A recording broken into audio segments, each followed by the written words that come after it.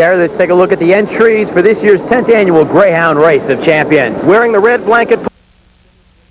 Owned by Robert and Jackie Stokes, racing for the La Rosa Enterprises, trained by Thomas La Rosa. The inside will certainly benefit him. Blue blanket number 2 is Anna Zabby, an outsider. Owned by Leonard V. Wood, racing for the Paw Paw Kennel, and trained by Charlie Betters. In order to factor, Anna's Abbey must get outside racing room. And presently the favorite, number 3, Mo Kick, with the white blanket. Owned by Eric M. Kennan, racing for the Paw Paw Kennel, trained by Bernard Brooks. The fastest breaker is yet to be caught with the lead.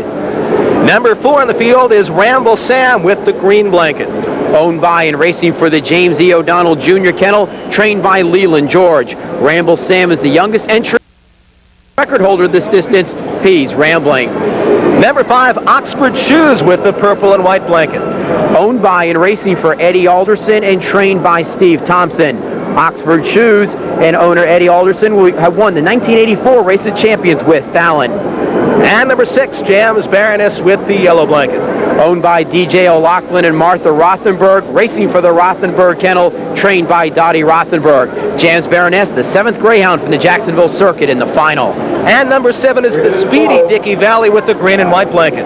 Owned by George Benjamin, racing for the Trello Kennel, trained by Eileen Haslam. With an outside post, he could be the one to beat. And rounding out the field, number 8, X's Sandra with the yellow and black blanket. Owned by Cargill Jr., racing for the Fritz Kennel, trained by Scott Wolf. With a preference for the outside, she could factor. Okay, Gary, that's it. So how's the wagering public taking a look at this race? We are going to update the odds and check in on the odds for you right now. In the Greyhound Race of Champions, number 1, Bob's Trey, 7-2. Number 2, Anna's Abbey, still a long shot, 16-1. And number 3, Mo Kick, getting even more support at 6-5. Number 4, Ramble Storm is 12-1. Number 5, Oxford Shoes at 7-1. Number 6, James Baroness, seat 11-1. Number 7, Dickey Valley is at 7-2. And number 8, X's Sandra, the longest shot in the field at 21-1. You know, a driving force in Florida racing is Howard Corman, president of the Jacksonville Kennel Clubs. And Ken Wright got a chance to talk to him earlier tonight. I'm here with track general manager and president Howard Corman. And Howard, let's talk a little bit about the Greyhound Race of Champions weekend. It was part of what you called the Ultimate Greyhound Weekend. What were the goals in putting the Ultimate Greyhound Weekend together? Our goals were twofold, Kenny. Obviously, this is an industry-wide race, so therefore our first goal was to put on an event that the industry would be proud of. The second goal was to put on an event here on the Florida First Coast that would be long remembered as an athletic sporting event. Okay, this is the 10th running of the Greyhound Race of Champions. What is the future of the event? What do you think it has to do to move forward? I think this year has shown that the event is growing. We had the largest field of greyhounds for the Greyhound Race of Champions race. We had the most tracks participating. We have the largest TV simulcast network in its history. I think that the Greyhound racing is expanding throughout the United States. I think that the sport is going to continue in this direction, and each succeeding year should be a much bigger and better event. And what do you see as far as maybe Greyhound racing taking a new way of going is the fact that you put together 3 races over one weekend? That was never done before. Do you see that happening in the future with other events? I don't know. It's something that we decided to do. We think it's been successful. But again, because the American Greyhound track operators are the ones that put the format together, they're going to have to look at this. We think it's very successful. It served our purposes. I think the future will tell whether it'll be done again that way. All right, and they're bringing the dogs to the starting box. So, Ken, how do you see the race shaping up? Well, Gary, speed is what gets the job done. Almost every previous winner of the Race of Champions has won by going box to wire. In that scenario, the one you really have to like is Mo Kick. However, Dickey Valley could get the job done well if he jumps to the lead like he did in round 2. He ran the fastest time of any Greyhound, a 37.18 clocking. If you're looking for a closer, look for the 4 Ramble Sam, but I'll stick with my original pick, and that is Mo Kick. All right, Kenny, I'm going to go with number 5, Oxford Shoes, not because I'm wearing them tonight, but because the Alderson Kennel won the juvenile with wire text last night, and when you're hot, you're hot. And by the way, he won his last qualifying round by 5.5 lanes. But we'll know in just a minute. So pretty soon we're going to send it up to track announcer Al Emmerich, and he'll have the call of the 10th annual Greyhound Race of Champions. Ken, any last thoughts before they break from the box? The first few strides out of the starting box usually tells the story. Watch Mo Kick. This Greyhound could beat any Greyhound out of the box. Bob's Trey, that advantageous one post. If there's trouble, though, the late speed factors could come on. Greyhounds like Exo Sandra and Ramble Sam. And we'll send it up now to Al Emmerich.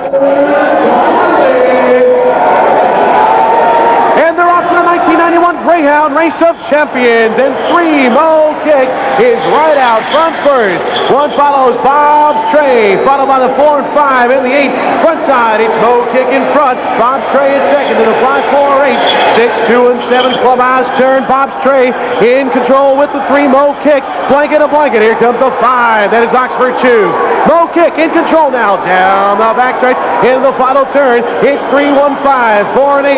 Gap to the rest of the field. Mo Kick going for the win. Here he comes. Mo Kick taking it home. Race of Champions winner.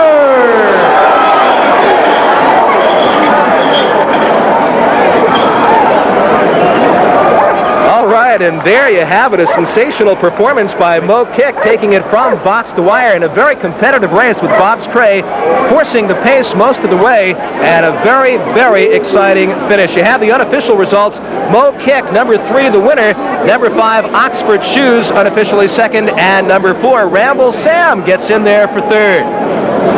We're going to take a look at the replay right now of the Greyhound Race of Champions. Ken, well, out of the description. Out of the box, Mo Kick, as we said, should go right to the front. Bob's Trey took advantage of the number 1 post, was second early. Oxford Shoes found some racing room. Ramble Sam on the inside was 4th early. I thought this Greyhound may move up and challenge for the Quinella, but Mo Kick shows his early speed. Watch Bob's Trey challenge on the inside. In the first round of the Race of Champions, Mo Kick was challenged at the clubhouse turn. Also in round 3, he was challenged. Both times he showed he was a champion. Here once again, Bob's Trey on the inside, Mo Kick on the outside. These two matching strides. Bob's Trey actually showing a half a length in front as they run down the backstretch, but Mo Kick on the outside where the Greyhound likes to be. Mo Kick reestablishes the lead. He won't lose it from here. Bob's Trey is second. The 5, Oxford Shoes in contention third, with the 4, Ramble Sam still fourth. Into the far turn right here, Mo Kick looks like he's going to be the Greyhound Race of Champions winner. He will pull off the victory. 1, Bob's Trey on the inside. The 5, Oxford Shoes. These two battle for second. Ramble Sam, the 4, is still fourth. As they turn for home, $100,000 awaiting the New Horizon Kennel owners as they race down the stretch. It's Mo Kick with Oxford Shoes second and Ramble Sam up late for third, but Mo Kick, your Greyhound Race of Champions winner. And it is now official, and again the winner, Mo Kick, number 5, Oxford Shoes second, number 4, Ramble Sam third. We'll be back with the official prices and a report from a very happy winner's circle with the trainer of our national champion, Mo Kick, right after this.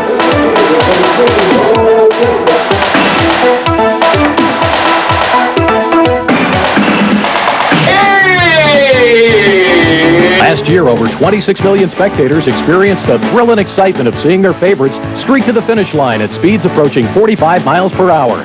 Now you can learn all the ins and outs of Greyhound racing as Silver Streak Videos proudly presents A Day at the Greyhound Races. You'll learn the history of the breed and the sport, hear what owners and trainers look for in a Greyhound, and the strategies they use in placing certain dogs at certain tracks. Spot the real information to be found in the program and on the tote board.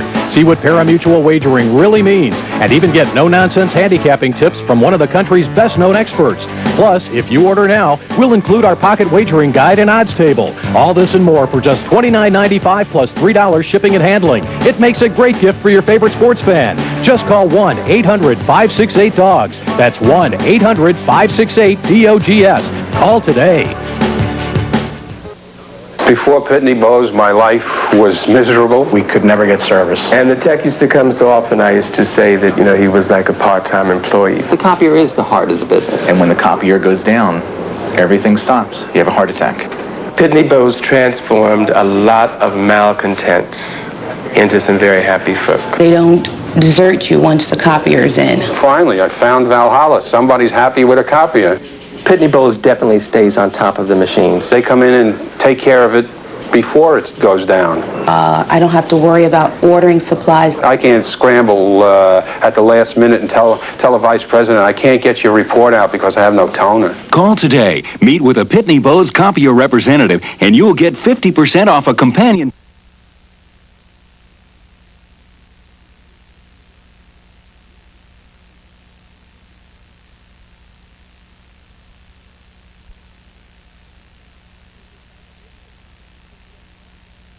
Official prices are in. Let's take a quick look at them. Mo Kick, $440, $340, $280. Number 5, Oxford Shoes, second, $420 and $4. And number 4, Ramble Sam, in for third, returning $540 to show. Right now, let's set it up to Kenny Wright in the winner's circle. Okay, thanks a lot, Gary. In the winner's circle here with kennel operator Melvin Drayton. Congratulations on winning the $200,000 Greyhound Race of Champions. The biggest day in your life. How do you feel right now? What's going through your mind? Right now, it's a wonderful moment. I like to just make this members of Betty Mosier. She made all this possible, and we're just happy to be here. Okay, great. And when did you know your Greyhound had the race won?